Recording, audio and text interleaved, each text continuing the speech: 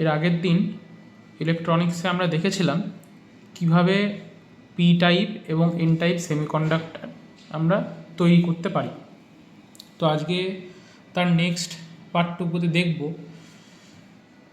কী করে আমরা এই পি টাইপ আর এন টাইপ দিয়ে একটা পিএন জাংশন ডায়োড তৈরি করতে পারি।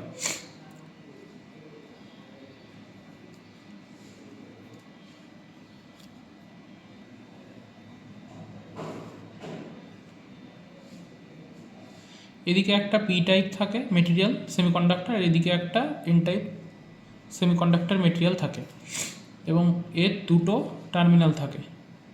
পি টাইপ থেকে যেটা বেরোয় সেটাকে অ্যানোড পজিটিভ, আর এন টাইপ থেকে যেটা বেরোয় সেটাকে ক্যাথোড নেগেটিভ দ্বারা ইন্ডিকেট করি।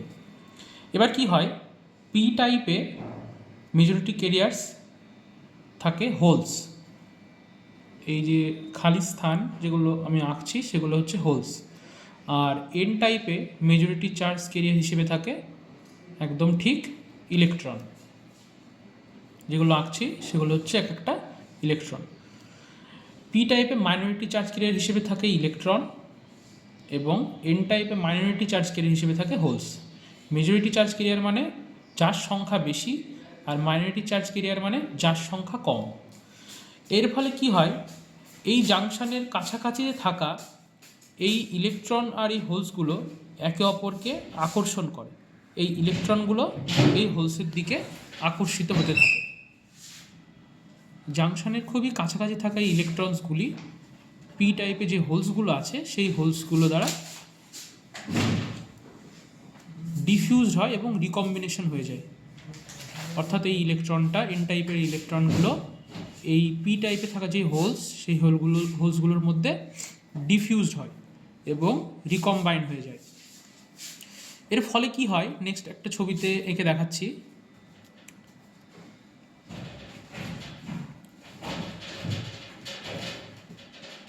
এর ফলে আমরা দেখব এখানে একটা এরকম লেয়ার তৈরি হয়ে যায়।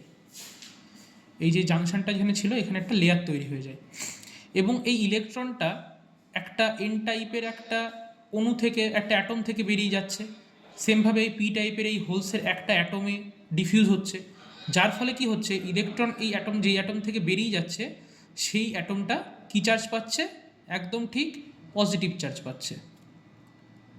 আর যেহেতু ইলেকট্রন এখানে গ্রহণ করছে তাহলে পুরো পি সাইডটা কিন্তু পাচ্ছে না। পি সাইডের এই কাছাকাছি থাকা যে অ্যাটমগুলো সেই অ্যাটমগুলো ইলেকট্রন যেহেতু অ্যাকসেপ্ট করছে তার জন্য কী চার্জ পাচ্ছে, নেগেটিভ চার্জ পাচ্ছে। এবং অ্যাজ ইট ইজ যেটা এরকম এখানে যেটা হোলস থাকছে, এখানে ইলেকট্রন যেরকম থাকছে সেরকম থাকছে। এই যে এই লেয়ারটা তৈরি হচ্ছে এই ডিফিউজ হওয়ার জন্য কার এই চার্জ কেরিয়ারগুলো, মোবাইল চার্জ কেরিয়ারগুলো অর্থাৎ ইলেকট্রন হোলসের ডিফিউশনের জন্য যে লেয়ারটা তৈরি হচ্ছে সেই লেয়ারটাকে আমরা বলছি কি ডিপ্লেশন লেয়ার। ওকে, এবং এই ডিপ্লেশন লেয়ারের অ্যাক্রস এই যে পজিটিভ আর নেগেটিভ যে চার্জটা ডেভেলপ হচ্ছে সেই ভোল্টেজটাকে বা সেই বেরিয়ার পোটেনশিয়ালটাকে আমরা বলছি কি একদম ঠিক বেরিয়ার পোটেনশিয়াল।